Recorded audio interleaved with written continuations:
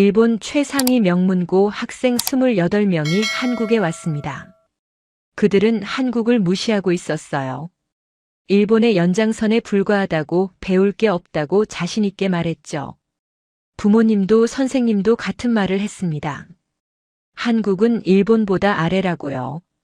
전국 상위 1%, 도쿄대 진학이 예정된 엘리트들이었습니다. 그들의 눈엔 오만함이 가득했어요. 그런데 단 7일 만에 일본 교육계가 발칵 뒤집혔습니다. 도대체 한국에서 무슨 일이 있었던 걸까요? 어떤 경험이 이 엘리트 학생들의 생각을 완전히 바꿔놓은 걸까요? 부모 세대가 수십 년간 심어온 편견이 어떻게 일주일 만에 무너졌을까요? 공항에서 시작된 작은 균열, 지하철에서 목격한 낯선 친절, 학교에서 경험한 충격적인 시스템까지요. 그리고 그들이 경복궁에서 길을 잃었을 때 벌어진 일은 정말 상상도 못할 결말이었습니다. 눈물을 흘린 학생도 있었어요. 오늘 이 영상에서 그 모든 이야기를 들려드릴게요. 영상 시작 전 구독과 좋아요, 알림 설정까지 부탁드려요. 여러분의 응원이 더 좋은 영상을 만드는 힘이 됩니다. 그리고 영상을 보시면서 느끼신 점이 있다면 댓글로 남겨주세요. 여러분의 생각이 정말 궁금합니다. 자, 그럼 시작해 볼까요? 일본 엘리트들의 눈을 바꿔놓은 대한민국의 이야기입니다. 나는 쇼 타카하시, 42살의 동아시아 전략 연구원이에요. 도쿄에서 15년간 한중일 문화 교류를 연구해왔죠. 이번에 일본 최상위 명문고 학생 28명의 한국 연수에 동행하게 됐습니다. 정부 프로젝트의 일환으로 동아시아 청소년 인식 변화를 연구하는 임무였어요. 솔직히 말하면 이 출장이 달갑지만은 않았습니다. 학생들의 태도가 출발 전부터 심상치 않았거든요. 인천행 비행기 안 나는 창가 자리에서 학생들의 대화를 듣고 있었어요. 그들은 스스로를 국가대표급 엘리트라 부르고 있었죠. 전국 상위 1%, 도쿄대와 교토대 진학이 예정된 아이들이었습니다. 일본 교육계에서 가장 촉망받는 인재들이라는 자부심이 그들의 어깨를 곧게 펴고 있었어요. 비행기 좌석에 앉은 자세조차 어딘가 거만해 보였습니다. 그런데 이상한 점이 있었어요. 한국에 대한 그들의 태도가 너무나 확신에 차 있었죠. 한 학생이 옆자리 친구에게 말하는 소리가 들렸습니다. 한국은 일본의 연장선이니 배울 건 없을 거라고요. 기술도 문화도 일본이 먼저 만들어낸 것들의 복제품에 불과하다는 투였어요. 또 다른 학생은 한국 드라마가 인기 있는 건 마케팅 때문일 뿐이라며 코웃음을 쳤습니다. 담당 선생마저 고개를 끄덕이는 모습에 나는 속으로 한숨을 쉬었어요. 이 여행의 진짜 변수는 바로 이것이었습니다. 이미 확립된 우월감, 세대를 거쳐 내려온 편견이었죠. 부모에게서, 교과서에서, 미디어에서 수십 년간 주입받은 인식이 그들의 눈을 가리고 있었어요. 나는 연구원으로서 객관적인 시선을 유지해야 했지만 솔직히 불편한 감정이 올라왔습니다. 비행기가 인천국제공항에 착륙했을 때 시각은 오후 2시였어요. 창밖으로 보이는 공항 시설이 예상보다 현대적이라는 걸 학생들도 느꼈을 겁니다. 하지만 그들은 입국 심사대를 향해 걸어가며 또다시 비교를 시작했죠. 나리타 공항보다 시설이 낡아 보인다느니, 대기 시간이 30분은 걸릴 거라느니 하는 말들이었어요. 한 학생은 일본 공항의 효율성을 자랑스럽게 늘어놓기도 했습니다. 마치 자신이 그 시스템을 만든 것처럼요. 그때 첫 번째 균열이 시작됐어요. 입국 심사대 앞에 줄을 섰는데 신기한 일이 벌어졌죠. 실시간 자동 분산 시스템이 작동하면서 우리가 선 줄이 순식간에 절반으로 줄어든 겁니다. 천장에 설치된 센서가 각 줄의 인원을 감지하고 안내 화면이 실시간으로 최적의 줄을 알려주고 있었어요. 심사관들의 처리 속도도 놀라울 정도로 빨랐습니다. 3분도 채 걸리지 않았어요. 학생들의 표정이 미묘하게 굳어지는 게 보였죠. 한 학생이 작은 목소리로 중얼거렸습니다. 특별히 준비해둔 거겠지. 외국인 방문단이니까요. 그 말투에는 인정하고 싶지 않은 당혹감이 묻어 있었어요. 다른 학생들도 고개를 끄덕이며 서로를 안심시키는 듯 했습니다. 하지만 나는 알고 있었죠. 인천공항이 14년 연속 세계 공항 서비스 평가 1위를 차지했다는 사실을요. 바로 그 순간이었어요.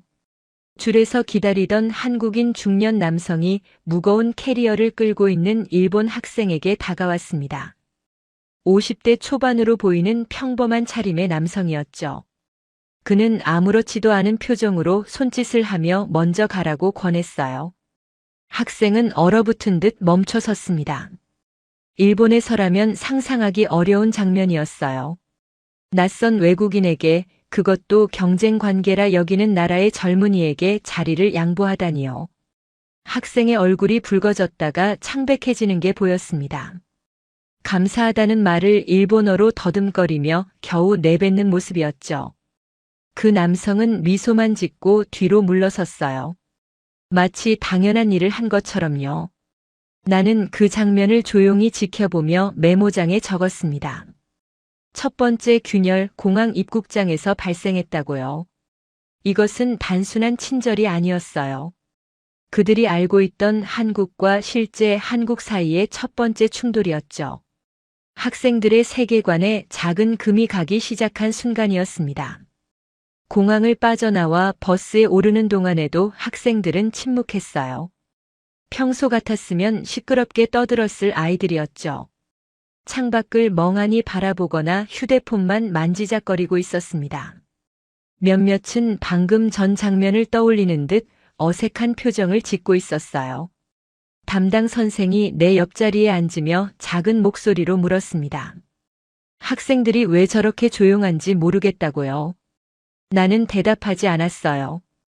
대신 창밖으로 스쳐 지나가는 인천의 풍경을 바라봤습니다. 깔끔하게 정돈된 도로, 체계적인 표지판, 빠르게 움직이는 차량들이 눈에 들어왔죠. 공사 현장조차 정돈되어 있었고 보행자 안전시설이 철저하게 갖춰져 있었어요. 도로변 가로수도 일정한 간격으로 심어져 있었습니다. 버스가 서울로 향하는 고속도로에 진입했을 때 한 학생이 휴대폰을 들여다보며 얼굴을 찡그렸어요. 부모에게서 메시지가 온 모양이었죠. 한국에서 조심하라는 내용일 거라고 나는 짐작했습니다. 치안이 불안하니 밤에 돌아다니지 말라거나 음식을 조심하라는 류의 경고였을 거예요.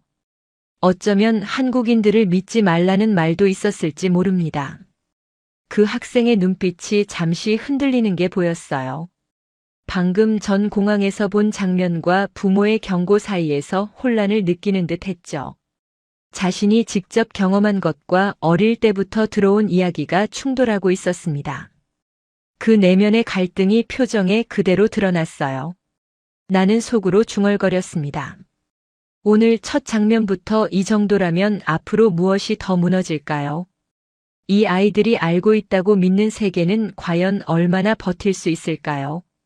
10년, 20년간 쌓아온 편견이 며칠 만에 흔들릴 수 있을까요? 아니면 더 단단하게 방어벽을 쌓을까요? 버스 창밖으로 서울의 스카이라인이 점점 가까워지고 있었어요.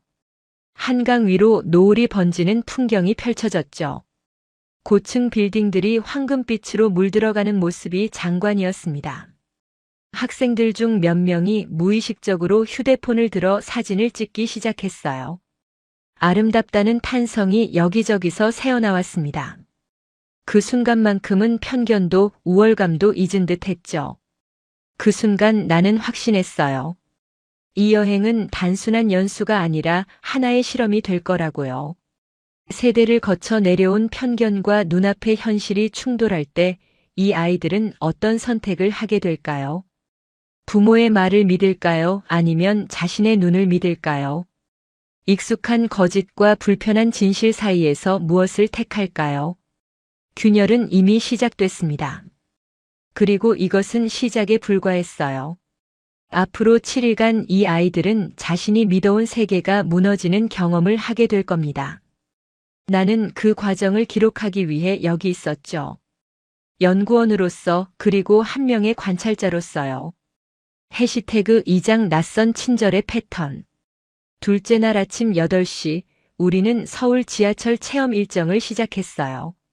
학생들은 여전히 비교의 시선을 거두지 않았죠. 숙소에서 나오자마자 한 학생이 도쿄 메트로가 세계 최고라고 자신있게 말했습니다. 다른 학생들도 동의한다는 듯 고개를 끄덕였어요. 일본 지하철의 정시성과 청결함은 세계적으로 유명하니까요. 나는 아무 말 없이 그들의 뒤를 따랐습니다. 지하철역에 도착했을 때 학생들의 첫 반응은 예상대로였어요. 표지판 디자인이 일본과 비슷하다느니, 안내 시스템은 일본이 원조라느니 하는 말들이 오갔죠. 역사 내부의 조명이나 바닥재까지 일일이 비교하는 학생도 있었습니다. 끊임없는 비교, 끊임없는 자기 확인이었어요. 마치 자신들의 우월함을 계속 확인받고 싶어 하는 것 같았죠. 그런데 개찰구를 통과하는 순간 분위기가 달라졌습니다. 교통카드 단말기의 반응 속도가 도쿄보다 빨랐거든요. 거의 터치와 동시에 게이트가 열렸어요. 한 학생이 살짝 당황한 표정을 지었지만 곧 아무렇지 않은 척했습니다. 나는 그 미세한 표정 변화를 놓치지 않았죠. 플랫폼에 내려섰을 때 나는 학생들의 표정을 계속 관찰했어요. 그들은 여전히 한국의 모든 것을 일본 기준으로 재단하고 있었죠. 열차 디자인도 일본 신칸센을 참고한 것 같다느니, 승강장 안전문은 일본이 먼저 도입했다느니 하는 말들이었습니다. 사실 여부와 관계없이 그들에게 중요한 건 일본이 앞선다는 결론이었어요. 그래야 마음이 편했을 테니까요. 그때 두 번째 균열이 시작됐습니다. 열차에 올라탔는데 객실 한쪽에 조용한 칸이라는 안내문이 붙어 있었어요. 학생들은 그걸 보며 킬킬거렸죠. 일본에도 있는 건데 뭐가 대단하냐는 투였습니다.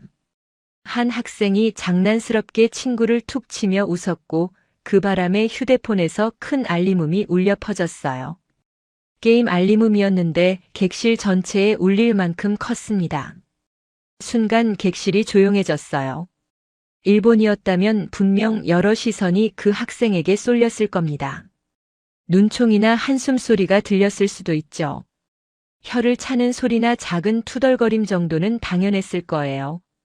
하지만 한국 승객들의 반응은 완전히 달랐습니다. 아무도 쳐다보지 않았어요. 대신 학생 옆에 앉아있던 한국인 직장인이 조용히 자리에서 일어나 다른 쪽으로 이동했죠. 눈치를 주거나 짜증을 내는 기색 없이요. 30대 초반으로 보이는 그 남성은 그저 자연스럽게 자리를 옮겼을 뿐이었습니다. 또 다른 승객은 오히려 학생에게 빈자리를 가리키며 앉아서 휴대폰을 정리하라고 권했어요. 그 단조로운 친절이 오히려 학생들에게 더 큰 충격을 주었죠. 학생은 얼굴이 빨개진 채 고개를 숙였습니다. 뭐라고 반응해야 할지 모르는 표정이었죠. 일본에서 경험했던 암묵적 압박과는 전혀 다른 종류의 반응이었으니까요. 배려라는 단어가 이렇게 자연스러울 수 있다는 걸 처음 본 듯한 얼굴이었어요. 나는 메모장에 적었습니다. 한국의 친절은 이벤트가 아니라 패턴이라고요. 아직은 가설이었지만 이 가설은 앞으로 계속 검증될 예정이었죠. 오전 11시 우리는 서울의 한 고등학교에 도착했어요. 학교 급식 체험이 예정되어 있었죠. 학생들은 한국 학교의 시설을 둘러보며 또다시 비교를 시작했습니다. 건물이 오래되어 보인다느니, 운동장이 좁다느니 하는 말들이었어요. 일본 학교의 넓은 운동장과 체육시설을 떠올리며 우쭐해하는 표정이었죠. 하지만 교실에 들어서는 순간 그들의 표정이 미묘하게 변했습니다. 각 책상마다 태블릿이 놓여 있었고 전자칠판이 교실 전면을 차지하고 있었어요. 학생들은 일본 학교에서도 이 정도 디지털화는 일부에서만 이루어졌다는 걸 알고 있었죠. 하지만 아무도 그 사실을 입 밖에 내지 않았습니다. 침묵이 그들의 당혹감을 대신 말해주고 있었어요. 점심시간이 되자 우리는 급식실로 이동했어요. 한국 학생들이 질서정연하게 줄을 서는 모습이 인상적이었죠. 떠드는 학생도 새치기하는 학생도 없었습니다. 선생님이 감시하지 않아도 스스로 질서를 지키고 있었어요. 일본 학생들은 그 광경을 신기한 듯 바라봤습니다. 그때 또 한 번의 사건이 일어났어요. 일본 학생 한 명이 급식판을 받아들고 자리를 찾고 있었습니다. 낯선 환경에서 어디로 가야 할지 몰라 두리번거리고 있었죠. 그때 한국 학생 한 명이 다가와 이쪽 자리가 더 따뜻하다며 자기 옆자리를 권했어요. 창가 쪽이라 햇볕이 들어오는 좋은 자리였습니다. 일본 학생은 어색한 표정으로 고개만 끄덕였어요. 고맙다는 말을 제대로 하지도 못했죠. 한국 학생은 개의치 않는 듯 웃으며 자기 밥을 먹기 시작했습니다. 마치 당연한 일을 한 것처럼요. 그 자연스러움이 오히려 일본 학생을 더 당황하게 만들었어요. 나는 비슷한 장면이 반복되는 것을 느꼈습니다. 공항에서, 지하철에서, 그리고 이제 학교에서까지요. 한국인들의 친절은 특별한 상황에서 나오는 게 아니었어요. 일상 속에 녹아있는 자연스러운 행동 양식이었죠. 급식을 먹는 동안 일본 학생들은 조용했어요. 평소 같았으면 음식 맛을 평가하며 일본 음식과 비교했을 텐데 이번에는 달랐습니다. 묵묵히 밥을 먹으며 뭔가를 생각하는 표정이었죠.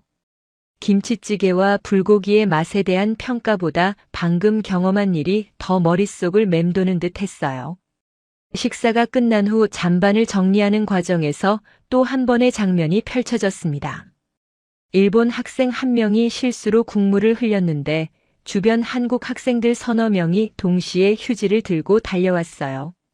아무 말 없이 함께 닦아주었습니다. 창피해하지 말라는 듯 웃어 보이기까지 했죠. 괜찮다며 손을 흔드는 모습이 너무나 자연스러웠어요. 그 자연스러운 협력은 일본 학생들의 사고방식에 경의와 혼란을 동시에 던졌습니다. 일본에서도 친절한 사람은 많아요. 하지만 이렇게 즉각적이고 자연스러운 반응은 드물었죠. 대부분은 남의 일에 개입하지 않는 게 예의라고 배웠으니까요. 오후 일정을 마치고 숙소로 돌아가는 버스 안에서 한 학생이 내게 물었어요.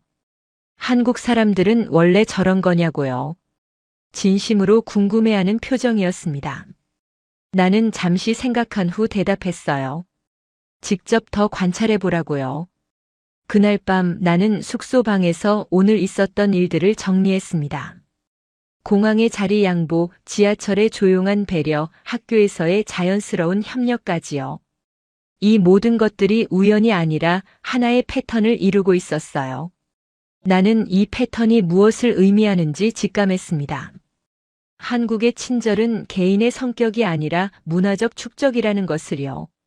수십 년간 쌓아온 시민의식의 결과물이었죠. 그리고 이 복선은 나중에 거대한 파문으로 되돌아올 예정이었습니다. 학생들은 아직 그 의미를 깨닫지 못했어요. 하지만 균열은 분명히 깊어지고 있었죠. 복도에서 학생들의 웃음소리가 들렸습니다. 하지만 그 웃음에는 어제와 다른 무언가가 섞여 있었어요. 흔들림이었죠. 나는 불을 끄고 내일을 기다렸습니다. 셋째 날 아침 학생들의 표정엔 이미 불안이 스며 있었어요. 어젯밤 숙소에서 나눈 대화가 심상치 않았거든요. 복도에서 들려오던 웃음소리가 점점 줄어들더니 나중엔 침묵만 남았습니다. 비교할수록 일본이 우월해져야 하는데 왜 점점 설명되지 않는 장면이 늘어나는지 그들은 이해하지 못하고 있었죠. 아침 식사 자리에서도 평소와 달리 조용했어요. 오전 9시 우리는 서울의 스마트 시범 학교를 방문했어요. 이 학교는 한국 정부가 미래 교육 모델로 지정한 곳이었죠. 학생들은 버스에서 내리며 또다시 비교를 준비하는 눈빛이었습니다. 일본의 최첨단 학교와 비교해서 부족한 점을 찾아내겠다는 듯 했어요. 어제까지의 경험으로 흔들렸던 자존심을 회복하고 싶어 하는 게 느껴졌습니다. 하지만 교문을 들어서는 순간 그들의 계획은 어긋나기 시작했어요. 학교 입구에 설치된 안면 인식 시스템이 방문객인 우리를 자동으로 감지하고 안내 화면에 환영 메시지를 띄웠습니다. 일본어로요. 우리가 일본에서 온 방문단이라는 정보가 이미 시스템에 입력되어 있었던 거예요. 화면에는 각 학생의 이름까지 표시되어 있었죠. 한 학생이 작은 목소리로 중얼거렸어요. 이건 좀 놀랍다고요. 안내를 맡은 한국인 교사가 우리를 교실로 이끌었습니다. 40대 초반의 여성 교사였는데 유창한 일본어로 설명을 해주었어요. 도쿄에서 3년간 유학한 경험이 있다고 했죠. 학생들은 그 유창함에 살짝 당황한 표정이었습니다. 발음이나 억양이 거의 원어민 수준이었거든요. 첫 번째 수업 참관은 수학 시간이었어요. 교실에 들어서자 학생들이 본 것은 칠판도 교과서도 아니었습니다. 각자의 태블릿에서 AI 튜터가 개인별 맞춤 문제를 제시하고 있었죠. 학생마다 다른 난이도의 문제가 화면에 떠 있었어요. 어떤 학생은 기초 문제를, 어떤 학생은 심화 문제를 풀고 있었습니다. 모두 자기 수준에 맞는 학습을 하고 있었죠. 한 일본 학생이 속삭였어요. 일본 학교에서도 AI 학습은 도입했지만 이 정도 수준은 아니라고요. 다른 학생이 재빨리 반박했습니다. 일본이 더 완벽한 시스템을 개발 중이라고요. 하지만 그 목소리엔 확신이 없었어요. 눈앞의 현실이 그 주장을 무색하게 만들고 있었으니까요. 수업이 끝나고 우리는 출석 시스템을 견학했어요. 담당 교사가 시연을 보여주었는데 AI 기반 출석 시스템이 교실에 들어온 학생 전체를 2초도 안 되어 체크하는 장면이었습니다. 얼굴 인식과 좌석 배치가 동시에 확인되었고 지각이나 결석 정보가 실시간으로 학부모에게 전송되었어요. 심지어 학생의 건강 상태까지 안색으로 분석해 이상 징후가 있으면 알림을 보내는 기능도 있었죠. 일본 학생들은 입을 다물었습니다. 아무도 비교의 말을 꺼내지 않았어요. 그들의 침묵이 모든 것을 말해주고 있었죠. 인정하고 싶지 않지만 인정할 수밖에 없는 현실이었습니다. 점심시간이 다가왔을 때 예기치 못한 사건이 터졌어요. 급식실로 이동하던 중 한 일본 학생이 손에 들고 있던 트레이를 떨어뜨렸습니다. 금속 트레이가 바닥에 부딪히며 큰 소리를 냈죠. 순간 주변이 조용해졌어요. 학생은 얼굴이 새빨개져서 어쩔 줄 몰라 했습니다. 일본에서였다면 창피함에 혼자 죽어야 했을 거예요. 주변 사람들은 모른 척하는 게 예의니까요. 남의 실수에 개입하지 않는 게 배려라고 배웠으니까요. 하지만 한국 학생들의 반응은 완전히 달랐습니다. 주변에 있던 한국 학생 대여섯 명이 거의 동시에 몸을 숙였어요. 아무 말 없이 흩어진 수저와 트레이를 함께 주워 정리했습니다. 한 학생은 새 트레이를 가져다 주었고 다른 학생은 괜찮다며 어깨를 두드렸어요. 또 다른 학생은 물티슈를 건네며 웃어 보였습니다. 전체 과정이 30초도 걸리지 않았어요. 그 자연스러운 협력은 일본 학생들의 눈을 크게 뜨게 만들었습니다. 경의와 혼란이 동시에 그들의 표정에 떠올랐어요. 이건 연출이 아니었습니다. 카메라가 있는 것도 선생님이 지시한 것도 아니었죠. 그냥 몸에 밴 행동이었어요. 트레이를 떨어뜨린 학생은 한참 동안 제자리에 서 있었습니다. 고맙다는 말조차 제대로 하지 못했어요. 그의 눈가가 살짝 붉어진 것을 나는 보았습니다. 그 순간 그가 느꼈을 감정이 무엇인지 나는 짐작할 수 있었어요. 오후에는 과학실 견학이 이어졌습니다. 한국 학생들이 진행하는 프로젝트 발표를 참관하는 시간이었죠. 17살짜리 학생들이 환경오염 데이터를 분석해 지역정책 제안서를 만들고 있었어요. 실제 지방자치단체에 제출할 예정이라고 했습니다. 발표는 영어로 진행되었고 질의응답도 영어로 이루어졌어요. 일본 학생들 중 몇 명이 질문을 시도했지만 영어가 매끄럽지 않아 중간에 포기했습니다. 반면 한국 학생들은 자신감 있게 대답했어요. 유학 경험이 없는 학생들이었는데도요. 그들의 영어 실력은 일본 학생들의 예상을 훨씬 뛰어넘었습니다. 담당 선생이 내 옆에서 작은 목소리로 말했어요. 학생들이 많이 위축된 것 같다고요. 나는 고개를 끄덕였습니다. 위축이 아니라 재정비라고 생각한다고 대답했죠. 그들의 기준이 무너지고 있었어요. 저녁이 되어 숙소로 돌아가는 버스 안에서 학생들은 처음으로 길게 말을 잃었습니다. 평소 같았으면 오늘 본 것들을 평가하고 비교하며 떠들었을 텐데 이번엔 달랐어요. 창밖만 바라보거나 휴대폰을 만지작거리고 있었죠. 하지만 휴대폰 화면을 들여다보는 것도 아니었습니다. 그냥 손에 들고 있을 뿐이었어요. 한 학생이 옆자리 친구에게 작은 목소리로 말했습니다. 생각했던 것과 다르다고요. 친구는 대답하지 않았어요. 그 침묵이 동이었습니다. 숙소에 도착한 후 나는 로비에서 담당 선생과 마주쳤어요. 그가 걱정스러운 표정으로 물었습니다. 학생들이 너무 조용해서 걱정이라고요. 나는 잠시 생각한 후 대답했어요. 불쾌한 게 아니라 혼란스러운 거라고요. 오만 대신 침묵이 자리를 차지한 거라고 설명했습니다. 선생은 이해한다는 듯 고개를 끄덕였어요. 하지만 그의 표정에도 비슷한 혼란이 묻어 있었습니다. 그 역시 같은 경험을 하고 있었던 거죠. 수십 년간 믿어온 것들이 며칠 만에 흔들리는 경험은 학생들만의 것이 아니었어요. 그날 밤 나는 방에서 창밖을 바라보며 생각했습니다. 세계관이 무너질 때 사람은 이렇게 조용해지는구나. 소리 없는 붕괴가 가장 깊은 변화를 만든다는 것을요. 큰 충격보다 작은 균열들이 쌓여 만드는 변화가 더 근본적이라는 걸 나는 알고 있었어요. 복도에서 발소리가 들렸습니다. 학생 몇 명이 자판기 앞에 모여 있는 것 같았어요. 작은 웃음소리가 들렸지만 그 웃음에는 예전의 자신감이 없었습니다. 무언가 달라지고 있었어요. 천천히 하지만 확실하게요. 내일은 또 어떤 장면이 그들을 기다리고 있을까요? 나는 불을 끄고 잠자리에 들었습니다. 넷째 날 아침 학생들의 표정이 서서히 변하고 있었어요.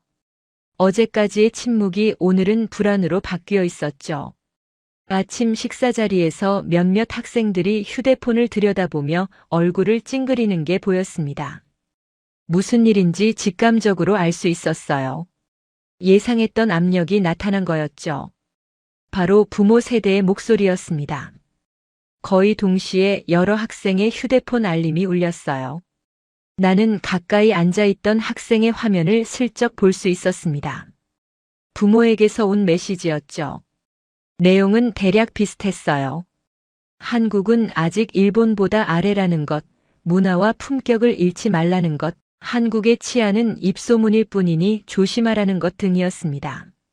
한국 음식을 너무 많이 먹지 말라는 황당한 조언도 있었어요. 한 학생은 어머니에게서 장문의 메시지를 받았어요. 한국인들에게 너무 친절하게 굴지 말라는 내용이었죠. 경쟁국의 국민에게 약한 모습을 보이면 안 된다는 당부도 있었습니다. 일본인으로서의 자부심을 잃지 말라는 말도 빠지지 않았어요. 학생은 그 메시지를 읽고 한숨을 쉬었습니다. 이 메시지들은 단순한 조언이 아니었어요. 세대가 유지해온 우월감 그 자체였죠. 부모들은 자녀가 한국에서 무엇을 보고 느끼는지 알지 못했습니다. 그저 자신들이 믿어온 것을 자녀에게 전달하고 있을 뿐이었어요. 수십 년간 쌓아온 편견을 다음 세대에게 물려주려는 무의식적인 시도였죠. 그들에게 한국은 여전히 20년 전, 30년 전의 한국이었습니다. 문제는 학생들이 이미 그 과거형 기준과 다른 현장을 경험했다는 점이었어요. 공항에서의 자리 양보, 지하철에서의 조용한 배려, 학교에서의 자연스러운 협력까지요. 그들은 부모의 말과 자신이 본 현실 중 어느 쪽을 선택해야 할지 혼란에 빠졌습니다. 부모를 믿어야 할지 자신의 눈을 믿어야 할지 결정할 수 없었어요. 오전 일정은 서울 시내 자유 탐방이었어요. 학생들은 조를 나누어 명동과 홍대 일대를 돌아보기로 했죠. 나는 한 조와 함께 명동으로 향했습니다. 지하철을 타고 이동하는 동안에도 학생들은 조용했어요. 부모의 메시지가 마음에 걸리는 듯 했죠. 거리를 걷는 동안 학생들의 태도가 달라진 게 느껴졌어요. 예전 같았으면 일본 시부야나 하라주쿠와 비교하며 폄하했을 텐데 이번엔 조용히 주변을 관찰하고 있었습니다. 화장품 가게의 서비스, 길거리 음식의 위생 상태, 행인들의 패션 감각까지요. 비교는 하되 결론을 쉽게 내리지 않는 모습이었죠. 신중해진 거예요. 한 학생이 화장품 가게에서 테스터를 사용하다가 실수로 립스틱을 바닥에 떨어뜨렸어요. 당황해서 얼른 주우려는데 직원이 먼저 다가왔습니다. 20대 초반으로 보이는 젊은 여성이었죠. 괜찮다며 웃어 보이고 새 테스터를 가져다 주었어요. 사과할 필요 없다고 천천히 구경하라고 했습니다. 학생은 멍한 표정으로 고개를 끄덕였어요. 점심을 먹으러 식당에 들어갔을 때도 비슷한 일이 있었습니다. 일본어 메뉴판이 없어서 학생들이 당황했는데 옆 테이블의 한국인 대학생이 영어로 메뉴를 설명해 주었어요. 심지어 맛있는 조합까지 추천해 주었죠. 이 집은 김치찌개가 맛있다며 자기가 좋아하는 메뉴를 알려주었습니다. 밥을 다 먹고 나갈 때는 맛있게 드셨냐고 물어보기까지 했어요.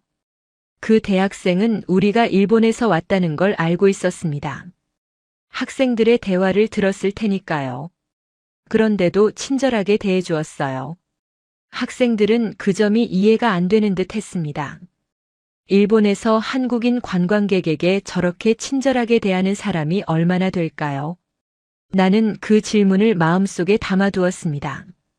오후에 숙소로 돌아온 후 한 학생이 복도에서 휴대폰으로 통화하는 소리가 들렸어요. 부모와 대화하는 것 같았습니다. 목소리가 점점 높아지더니 결국 전화를 끊어버렸어요. 그 학생의 표정이 복잡했습니다.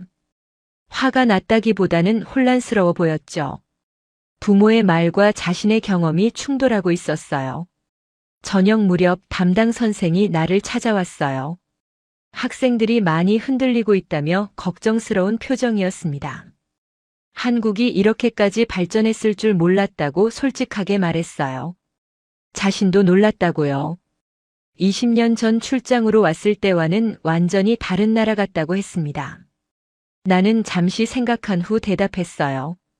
발전이 아니라 축적이라고요. 한국은 갑자기 이렇게 된 게 아닙니다. 수십 년간 꾸준히 쌓아온 결과물이죠.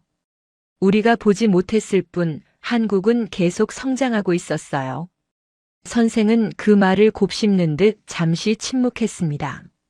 그리고 고개를 끄덕이며 방으로 돌아갔어요. 그날 밤 학생들은 숙소 라운지에 모여 있었어요. 평소 같았으면 게임을 하거나 시끄럽게 떠들었을 텐데 이번엔 달랐습니다.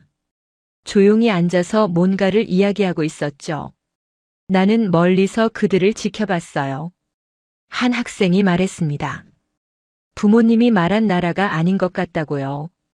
다른 학생이 동의했어요. 자기도 그렇게 느꼈다고요. 또 다른 학생은 어떻게 해야 할지 모르겠다고 했습니다. 부모님 말씀과 자기 눈으로 본 것이 너무 달라서요. 누구 말을 믿어야 하는지 모르겠다고요. 그 대화는 단순한 의견 교환이 아니었어요. 세대를 잇는 세계관에 대한 첫 의문이었습니다. 부모에게서 물려받은 편견과 자신이 직접 경험한 현실 사이의 충돌이었죠. 나는 그들을 보며 생각했어요. 내부 충돌의 불씨가 완전히 깨어났구나. 부모 세대의 논리가 아이들의 경험과 정면 충돌하기 시작한 거예요. 이 충돌이 어떤 결과를 낳을지는 아직 알 수 없었습니다. 하지만 변화의 씨앗이 뿌려진 건 분명했죠. 창밖으로 서울의 야경이 보였어요. 반짝이는 불빛들이 마치 별처럼 빛나고 있었습니다. 학생들도 그 풍경을 바라보고 있었어요. 그들의 눈에 서울은 어떻게 보일까요? 부모가 말한 열등한 나라일까요? 아니면 자신의 눈으로 본 놀라운 나라일까요?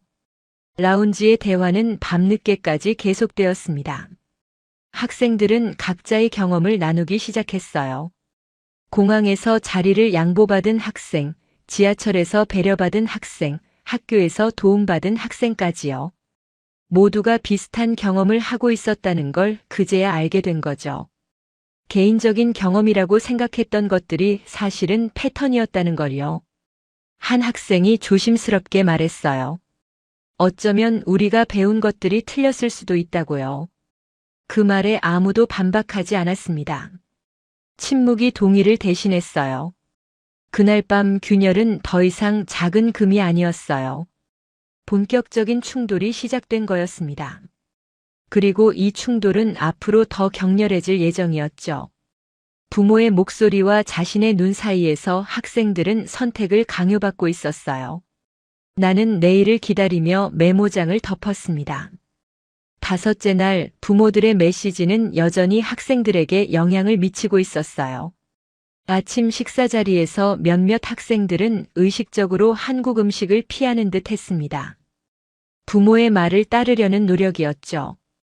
김치 대신 빵을 집고 된장국 대신 우유를 마시는 모습이 보였어요. 하지만 그 노력은 오래가지 못했습니다. 점심때가 되자 대부분이 김치찌개와 불고기를 맛있게 먹고 있었으니까요. 입맛은 편견보다 솔직했어요. 오전 일정은 남산타워 방문이었습니다. 케이블카를 타고 올라가는 동안 학생들은 서울 시내를 내려다봤어요. 고층 빌딩들이 빼곡히 들어선 풍경이 인상적이었죠. 아파트 단지들이 끝없이 펼쳐져 있었고 한강이 그 사이를 유유히 흐르고 있었습니다. 한 학생이 도쿄보다 현대적인 건물이 많은 것 같다고 중얼거렸어요. 옆에 있던 친구가 재빨리 그건 아니라고 반박했지만 목소리에 확신이 없었습니다. 남산타워 전망대에서 학생들은 사진을 찍느라 바빴어요. 서울의 전경이 360도로 한눈에 들어왔습니다. 한강이 도시를 가로지르고 그 주변으로 아파트와 빌딩들이 끝없이 펼쳐져 있었죠. 북쪽으로는 북한산이 보였고 남쪽으로는 관악산이 보였습니다. 학생들은 그 규모에 놀란 표정이었어요. 예상했던 것보다 훨씬 큰 도시였거든요. 도쿄와 비교해도 손색이 없는 스케일이었죠. 점심을 먹고 명동으로 이동했을 때 예상치 못한 사건이 터졌습니다. 한 학생이 택시에서 내리면서 휴대폰을 좌석에 두고 내렸어요. 택시가 떠나고 나서야 그 사실을 깨달았죠. 학생은 얼굴이 새하얗게 질렸습니다. 최신 스마트폰이었고 안에는 여행 사진 수백 장과 중요한 연락처가 가득했어요. 부모와의 메시지 기록도 있었죠. 일본이었다면 복잡한 절차와 긴 기다림이 필요했을 겁니다. 분실물 센터에 신고하고 택시 회사에 연락하고 며칠을 기다려야 하죠. 운이 나쁘면 영영 찾지 못할 수도 있었어요. 담당 선생이 당황해서 어떻게 해야 할지 몰라 했어요. 학생은 울음이 터질 것 같은 표정이었습니다. 나는 일단 경찰에 신고하자고 제안했어요. 근처 파출소로 향했죠. 파출소에 도착하자 경찰관이 우리를 맞았어요. 30대 중반으로 보이는 남성이었는데 능숙한 영어로 상황을 물었습니다. 학생이 더듬거리며 설명하자 경찰관은 고개를 끄덕이며 컴퓨터를 켰어요. 택시 번호를 기억하느냐고 물었죠. 학생은 기억나지 않는다고 했습니다. 당황해서 아무것도 보지 못했다고요. 경찰관은 걱정하지 말라며 CCTV를 확인하겠다고 했어요. 그리고 택시 회사 통합 콜센터에 전화를 걸었죠. 콜센터 직원과 잠시 대화한 후 경찰관이 미소를 지었어요. 놀라운 일이 벌어졌습니다. 불과 5분 만에 해당 택시가 특정되었어요. 명동 일대의 CCTV와 택시 GPS 기록을 대조한 결과였죠. 기사에게 연락이 갔고 기사는 이미 휴대폰을 발견해서 보관하고 있다고 했습니다. 20분 후 택시 기사가 직접 파출소로 휴대폰을 가져왔어요. 50대 후반의 기사였는데 웃으며 학생에게 휴대폰을 건넸습니다. 다음부터는 조심하라고 한국 여행 잘하라고 했어요. 학생은 멍한 표정으로 휴대폰을 받았습니다. 고맙다는 말을 몇 번이나 반복했죠. 눈가가 붉어져 있었어요. 전체 과정이 25분밖에 걸리지 않았어요. 경찰, 택시 회사, 분실물 시스템이 거의 자동처럼 움직였습니다. 일본에서는 상상하기 어려운 속도였죠. 시스템의 효율성이 놀라웠어요. 학생들은 침묵했어요. 아무도 비교의 말을 꺼내지 않았습니다. 그들의 표정이 모든 것을 말해주고 있었죠. 우월함을 주장할 수 없는 상황이었어요. 파출소를 나서면서 한 학생이 작은 목소리로 말했습니다. 이게 진짜냐고요? 연출 같다고요? 하지만 그 말에는 의심보다 경탄이 담겨 있었어요. 연출이 아니라는 걸 그 학생도 알고 있었으니까요. 경찰관의 친절함, 택시기사의 정직함, 시스템의 효율성까지요. 모든 게 진짜였습니다. 저녁이 되어 숙소로 돌아온 후 학생들의 분위기가 확연히 달라졌습니다. 그동안 유지하던 마지막 자존심, 부모의 말을 따르려던 노력이 거의 무너진 것 같았어요. 휴대폰 분실 사건은 그들에게 결정적인 경험이었죠. 부정할 수 없는 증거였어요. 저녁 식사 자리에서 한 학생이 말했어요. 한국이 이렇게 체계적일 줄 몰랐다고요. 다른 학생이 동의했습니다. 자기도 놀랐다고요. 또 다른 학생은 부모님한테 뭐라고 말해야 할지 모르겠다고 했어요. 자기가 본 것과 부모님이 말한 것이 너무 다르니까요. 그때 휴대폰을 찾은 학생이 조용히 말했습니다. 부모님이 말한 나라가 아닌데 라고요. 그 한마디에 테이블이 조용해졌어요.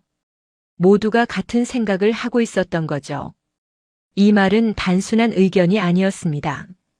세대를 잇는 세계관 균열의 첫 고백이었어요. 담당 선생도 그 대화를 듣고 있었어요. 그의 표정도 복잡했습니다. 학생들만 변하고 있는 게 아니었죠. 선생 역시 자신의 인식을 재점검하고 있었어요. 그날 밤 나는 숙소 옥상에 올라가 서울의 야경을 바라봤습니다. 불빛들이 반짝이고 있었어요. 이 도시가 학생들에게 가르쳐 준 것은 단순한 발전이 아니었습니다. 체계, 배려, 효율, 그리고 시민의식이었죠. 수십 년간 쌓아온 것들이요.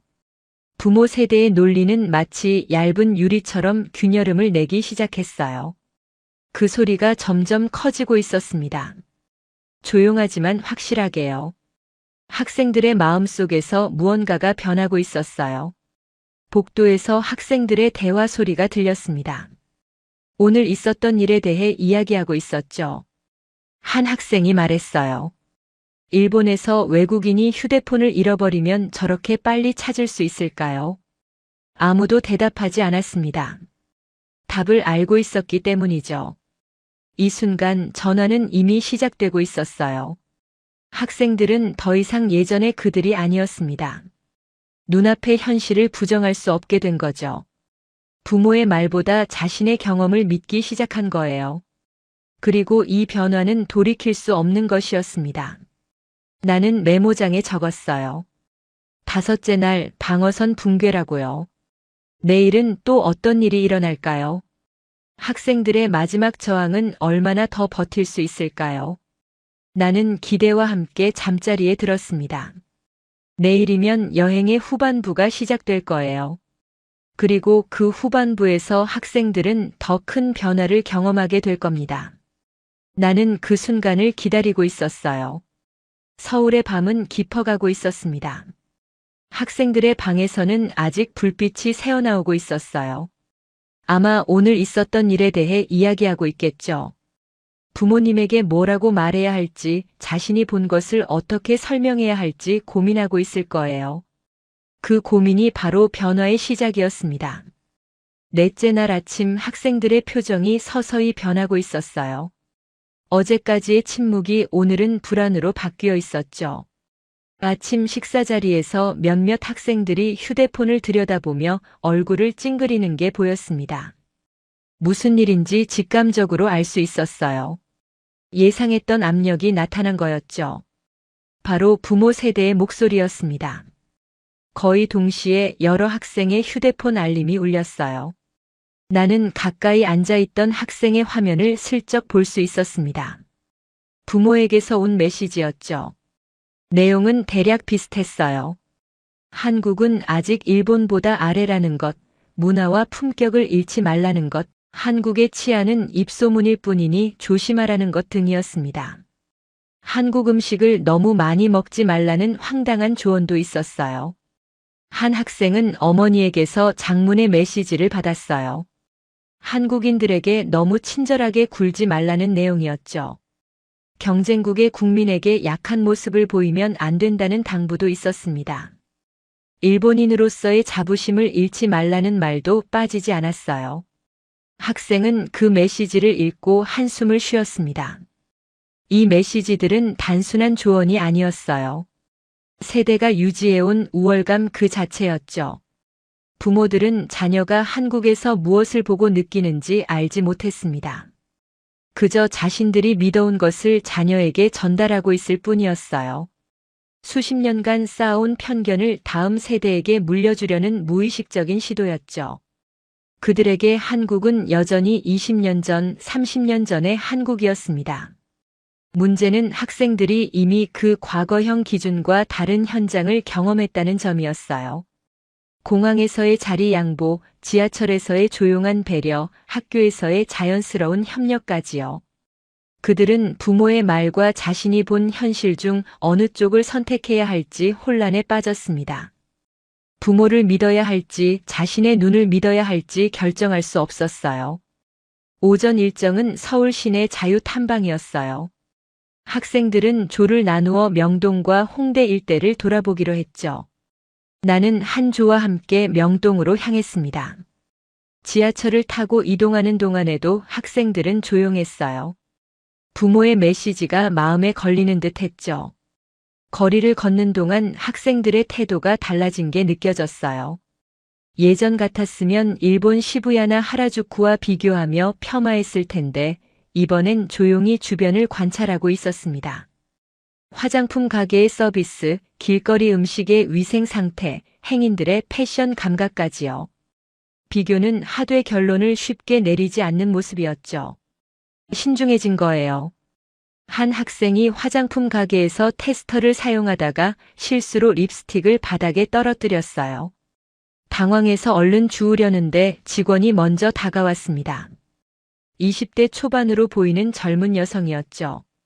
괜찮다며 웃어 보이고 새 테스터를 가져다 주었어요. 사과할 필요 없다고 천천히 구경하라고 했습니다. 학생은 멍한 표정으로 고개를 끄덕였어요.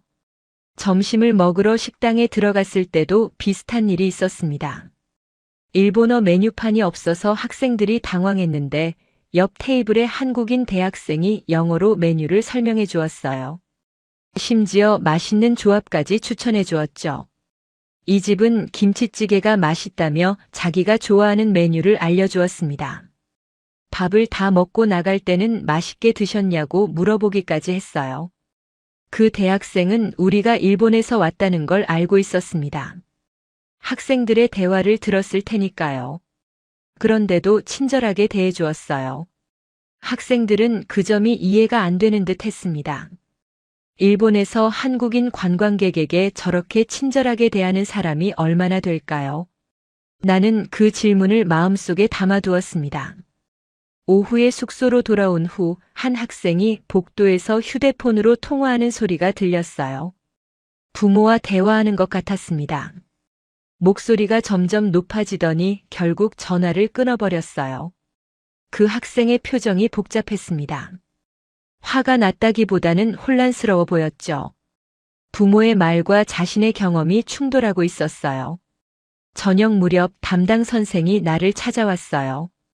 학생들이 많이 흔들리고 있다며 걱정스러운 표정이었습니다.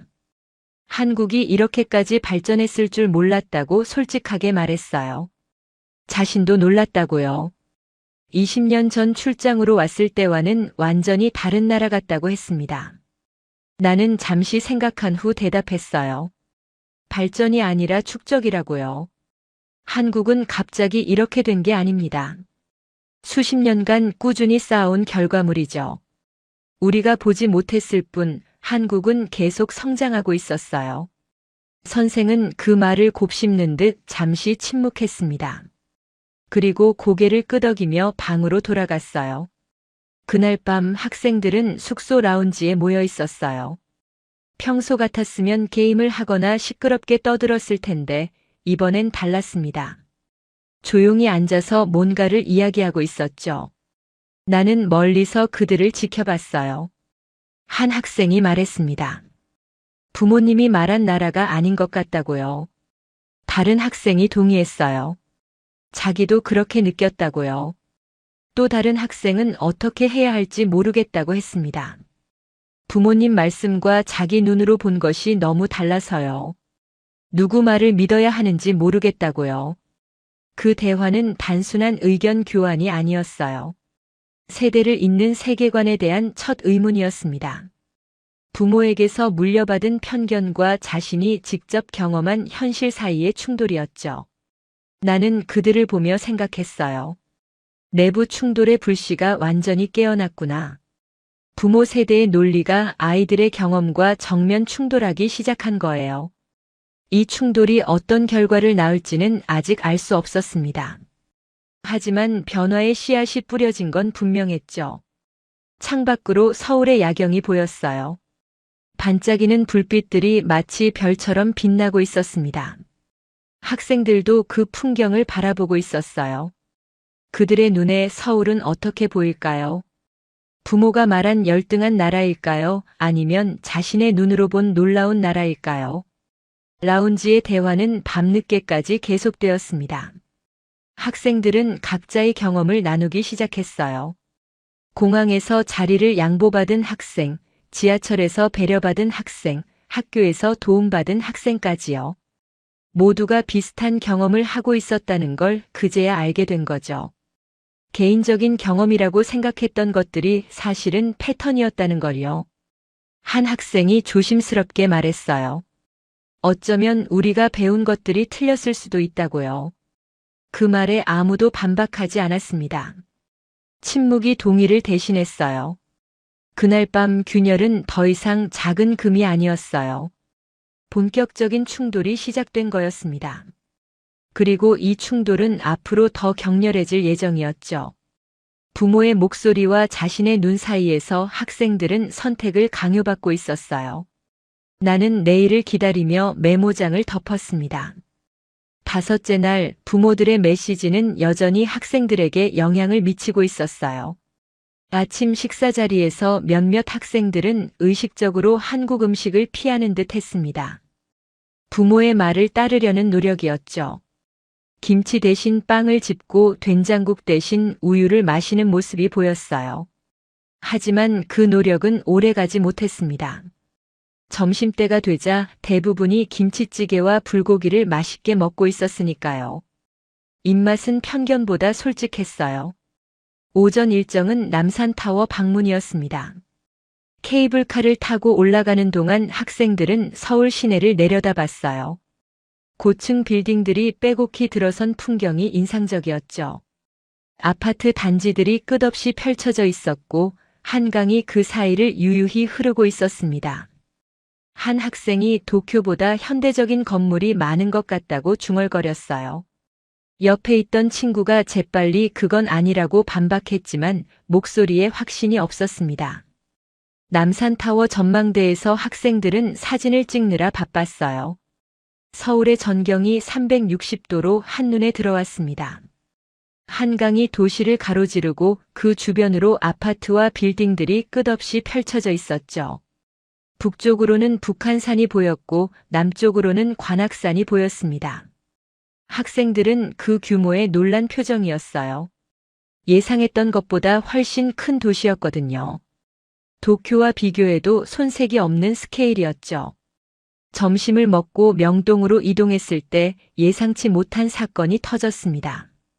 한 학생이 택시에서 내리면서 휴대폰을 좌석에 두고 내렸어요. 택시가 떠나고 나서야 그 사실을 깨달았죠. 학생은 얼굴이 새하얗게 질렸습니다. 최신 스마트폰이었고 안에는 여행 사진 수백 장과 중요한 연락처가 가득했어요. 부모와의 메시지 기록도 있었죠. 일본이었다면 복잡한 절차와 긴 기다림이 필요했을 겁니다. 분실물 센터에 신고하고 택시 회사에 연락하고 며칠을 기다려야 하죠.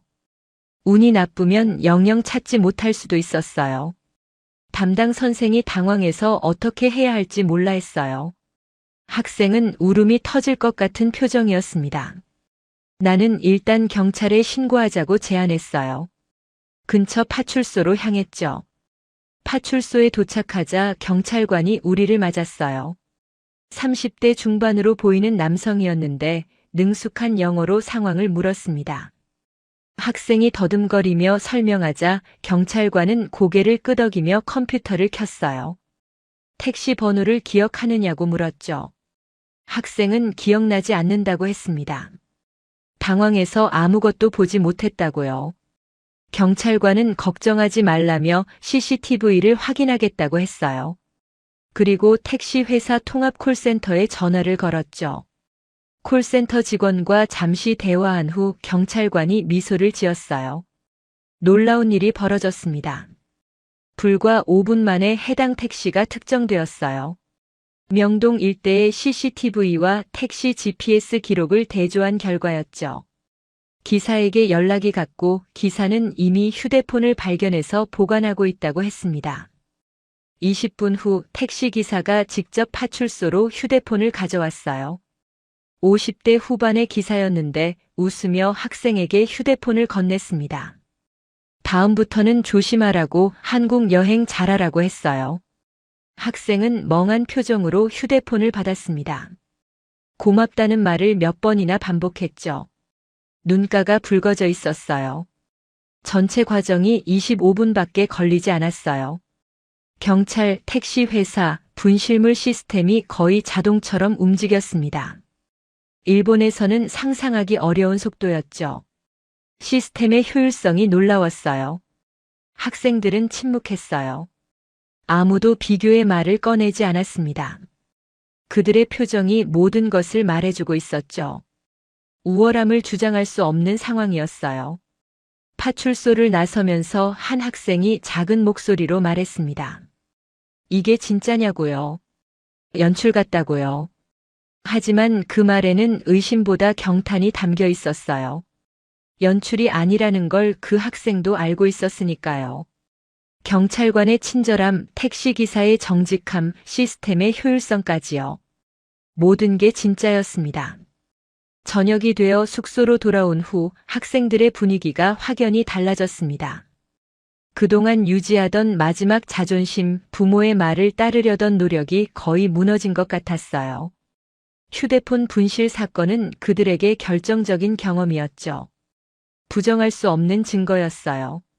저녁 식사 자리에서 한 학생이 말했어요. 한국이 이렇게 체계적일 줄 몰랐다고요. 다른 학생이 동의했습니다. 자기도 놀랐다고요. 또 다른 학생은 부모님한테 뭐라고 말해야 할지 모르겠다고 했어요. 자기가 본 것과 부모님이 말한 것이 너무 다르니까요. 그때 휴대폰을 찾은 학생이 조용히 말했습니다. 부모님이 말한 나라가 아닌데 라고요. 그 한마디에 테이블이 조용해졌어요. 모두가 같은 생각을 하고 있었던 거죠. 이 말은 단순한 의견이 아니었습니다. 세대를 잇는 세계관 균열의 첫 고백이었어요. 담당 선생도 그 대화를 듣고 있었어요. 그의 표정도 복잡했습니다. 학생들만 변하고 있는 게 아니었죠. 선생 역시 자신의 인식을 재점검하고 있었어요. 그날 밤 나는 숙소 옥상에 올라가 서울의 야경을 바라봤습니다. 불빛들이 반짝이고 있었어요. 이 도시가 학생들에게 가르쳐 준 것은 단순한 발전이 아니었습니다. 체계, 배려, 효율, 그리고 시민의식이었죠. 수십 년간 쌓아온 것들이요. 부모 세대의 논리는 마치 얇은 유리처럼 균열음을 내기 시작했어요. 그 소리가 점점 커지고 있었습니다. 조용하지만 확실하게요. 학생들의 마음속에서 무언가가 변하고 있었어요. 복도에서 학생들의 대화 소리가 들렸습니다. 오늘 있었던 일에 대해 이야기하고 있었죠. 한 학생이 말했어요. 일본에서 외국인이 휴대폰을 잃어버리면 저렇게 빨리 찾을 수 있을까요? 아무도 대답하지 않았습니다. 답을 알고 있었기 때문이죠. 이 순간 전화는 이미 시작되고 있었어요. 학생들은 더 이상 예전의 그들이 아니었습니다. 눈앞의 현실을 부정할 수 없게 된 거죠. 부모의 말보다 자신의 경험을 믿기 시작한 거예요. 그리고 이 변화는 돌이킬 수 없는 것이었습니다. 나는 메모장에 적었어요. 5째 날 방어선 붕괴라고요. 내일은 또 어떤 일이 일어날까요? 학생들의 마지막 저항은 얼마나 더 버틸 수 있을까요? 나는 기대와 함께 잠자리에 들었습니다. 내일이면 여행의 후반부가 시작될 거예요. 그리고 그 후반부에서 학생들은 더 큰 변화를 경험하게 될 겁니다. 나는 그 순간을 기다리고 있었어요. 서울의 밤은 깊어가고 있었습니다. 학생들의 방에서는 아직 불빛이 새어나오고 있었어요. 아마 오늘 있었던 일에 대해 이야기하고 있겠죠. 부모님에게 뭐라고 말해야 할지, 자신이 본 것을 어떻게 설명해야 할지 고민하고 있을 거예요. 그 고민이 바로 변화의 시작이었습니다. 8째 날 귀국 전날이었어요. 아침부터 숙소 분위기가 달랐습니다. 학생들이 짐을 싸면서도 뭔가 아쉬운 표정이었죠. 창밖으로 서울의 아침 풍경이 보였어요. 맑은 하늘 아래 고층 빌딩들이 햇빛을 받아 반짝이고 있었습니다. 이제 내일이면 이 도시를 떠나야 했어요. 오전에는 마지막 자유시간이 주어졌어요. 학생들은 각자 가고 싶은 곳으로 흩어졌습니다. 어떤 학생은 명동에서 마지막 쇼핑을 했고 어떤 학생은 카페에 앉아 서울의 거리를 바라봤어요. 어떤 학생은 한강공원을 산책했죠. 또 어떤 학생은 편의점에서 한국 과자를 잔뜩 사서 가방에 넣었습니다. 각자의 방식으로 한국과의 마지막 시간을 보내고 있었어요. 나는 한강공원으로 향한 학생들과 함께했어요. 넓은 강변을 따라 걸으며 학생들은 조용히 이야기를 나눴습니다. 한 학생이 말했어요. 일주일 전만 해도 이런 기분이 될 줄 몰랐다고요. 한국이 싫었는데 지금은 떠나기 싫다고요. 다른 학생들도 고개를 끄덕였습니다. 점심을 먹고 숙소로 돌아왔을 때 학생들은 조용히 모여 있었어요. 누군가 대단한 연설을 한 것도 아니었습니다. 그들은 그저 묵묵히 메모를 정리하고 있었죠. 7일간의 경험을 기록으로 남기는 중이었어요. 노트북을 펼친 학생, 휴대폰에 메모하는 학생, 종이에 손글씨로 적는 학생까지 다양했습니다. 한 학생이 노트북을 펼쳐놓고 뭔가를 타이핑하고 있었어요. 무엇을 쓰고 있느냐고 물었더니 여행 보고서를 다시 쓰고 있다고 했습니다. 출발 전에 미리 써둔 보고서가 있었는데 그걸 완전히 새로 쓰는 중이라고요. 예전 보고서는 한국을 낮춰보는 내용이었거든요. 그 학생이 말했어요. 돌아가면 보고서를 다시 쓰겠다고요. 우리가 알고 있던 건 진실이 아니라고요. 교과서에서 배운 것, 부모님에게 들은 것, 미디어에서 본 것 모두 편향되어 있었다고요. 그 한마디는 단순한 의견이 아니었습니다. 결심이었어요. 다른 학생들도 고개를 끄덕였어요. 자기도 그렇게 생각한다고요. 부모님께 뭐라고 말씀드려야 할지 모르겠지만 솔직하게 말하겠다고요.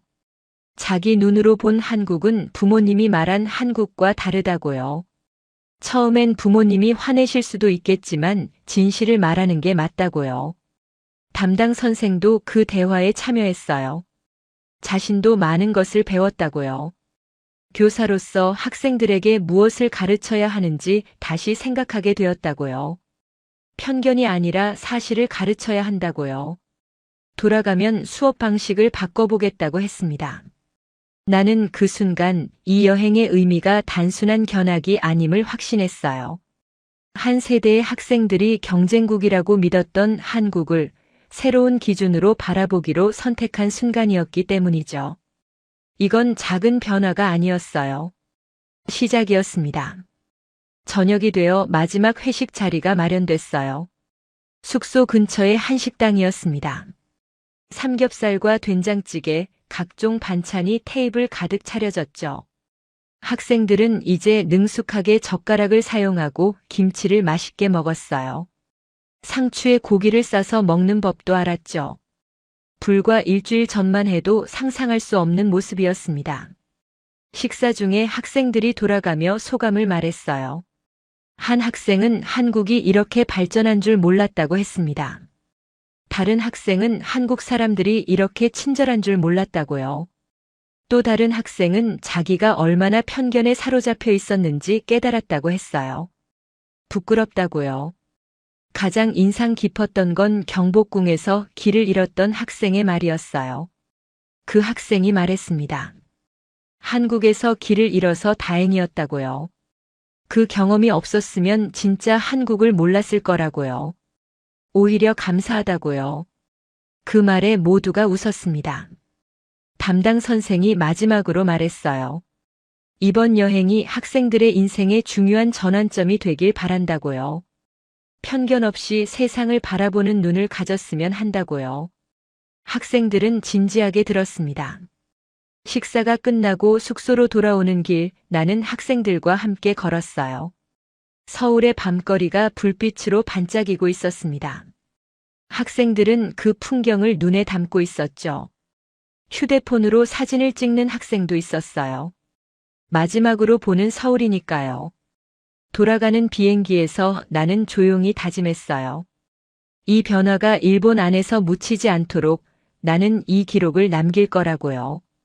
학생들이 경험한 것, 느낀 것, 깨달은 것을 정리해서 보고서로 만들 거예요. 그래서 더 많은 사람들이 진짜 한국을 알 수 있도록요. 비행기가 이륙하면서 서울의 모습이 점점 작아졌어요. 한강이 가늘어지고 빌딩들이 점처럼 작아지고 결국 구름에 가려졌습니다. 학생들은 창밖을 바라보고 있었어요. 그들의 눈에 아쉬움이 담겨 있었죠. 언젠가 다시 오겠다는 말을 하는 학생도 있었습니다.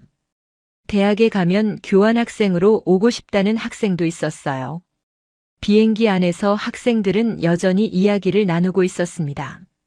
한국에서의 경험을 서로 공유하면서요. 누가 어디서 무엇을 경험했는지, 어떤 친절을 받았는지요. 이야기가 끊이지 않았어요. 한 학생이 내게 말했어요. 시오 선생님 감사합니다 라고요. 이번 여행이 인생을 바꿨다고요. 다른 학생들도 고개를 끄덕였습니다. 나는 그 말에 가슴이 뭉클해졌어요. 나는 메모장을 펼쳐 마지막 문장을 적었습니다. 8째 날 새로운 시작이라고요. 이 여행의 끝은 또 다른 시작이었어요. 학생들의 변화가 어떤 파문을 일으킬지 나는 기대하고 있었습니다. 창밖으로 구름이 흘러가고 있었어요. 그 구름 아래 어딘가에 한국이 있었죠. 학생들에게 진짜 모습을 보여준 나라, 편견을 깨트린 나라, 그리고 마음을 얻은 나라요. 이 학생들이 일본에 돌아가 무엇을 말할지 궁금했어요. 부모님에게, 친구들에게, 선생님들에게요. 그들의 이야기가 작은 파문을 일으키고 그 파문이 퍼져나가길 바랐습니다. 이제 이 이야기를 세상에 전할 차례였습니다. 나는 연구원으로서 그리고 한 명의 목격자로서 이 기록을 남깁니다. 비행기가 일본 상공에 진입하자 학생들의 표정이 복잡해졌어요. 돌아가면 현실이 기다리고 있었죠. 부모님의 질문, 친구들의 시선, 학교에서의 보고까지요. 하지만 그들은 더 이상 예전의 그들이 아니었습니다. 착륙 직전 한 학생이 내게 말했어요. 시오 선생님, 저는 대학에 가면 한국어를 배우고 싶어요 라고요. 다른 학생도 동의했습니다. 자기도 한국 문화를 더 공부하고 싶다고요. 이 말들이 진심이라는 걸 나는 알 수 있었어요. 비행기 바퀴가 활주로에 닿았습니다. 일본에 도착한 거죠. 하지만 이건 끝이 아니라 시작이었어요. 학생들의 변화가 어떤 파문을 일으킬지 나는 기대하고 있었습니다. 대한민국이라는 나라가 이 젊은 세대의 마음을 얻었으니까요. 이렇게 일본 최상위 명문고 학생들의 한국 여행 이야기가 끝났습니다. 7일간의 여정 동안 그들은 완전히 달라졌어요. 한국을 무시하던 학생들이 한국을 존경하게 되었죠. 편견의 껍질이 벗겨지고 진짜 한국을 보게 된 겁니다. 돌아가면 보고서를 다시 쓰겠다던 그 학생의 말이 기억나네요. 한국어를 배우고 싶다던 학생도요. 한국의 힘은 시스템만이 아니었어요. 바로 사람이었습니다. 낯선 외국인에게도 자리를 양보하고 길을 잃은 학생을 단 5분 만에 찾아주고 떨어뜨린 물건을 함께 주워주는 따뜻한 사람들이요. 이게 바로 대한민국의 진짜 저력입니다. 수십 년간 쌓아온 시민의식, 서로를 돕는 문화, 효율적인 시스템까지요. 우리가 당연하게 여기는 것들이 외국인 눈에는 기적처럼 보였던 거예요. 우리는 정말 대단한 나라에 살고 있습니다. 대한민국 정말 자랑스럽지 않나요? 오늘 영상이 재미있으셨다면 구독과 좋아요 부탁드려요. 알림 설정까지 해주시면 새 영상을 가장 먼저 만나보실 수 있습니다. 여러분이 경험한 자랑스러운 대한민국의 순간이 있다면 댓글로 꼭 공유해주세요. 다음 영상에서 또 만나요. 대한민국 파이팅입니다. 감사합니다. 감사합니다. 감사합니다. 감사합니다. 감사합니다. 감사합니다.